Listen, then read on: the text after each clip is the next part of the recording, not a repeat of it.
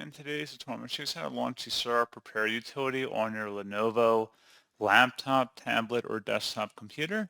So this should hopefully be a pretty straightforward process here, guys. And without further ado, let's go ahead and jump straight into it. So what I have to do is open up the search menu, select the power icon, and then hold down the Shift key on your keyboard and select Restart.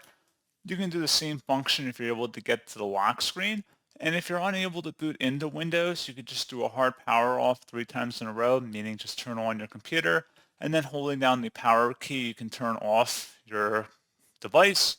That's a little harder on your hardware, so I'd recommend doing it the way I just demonstrated if you're able to. Underneath Choose an Option, select Troubleshoot, and then select Advanced Options.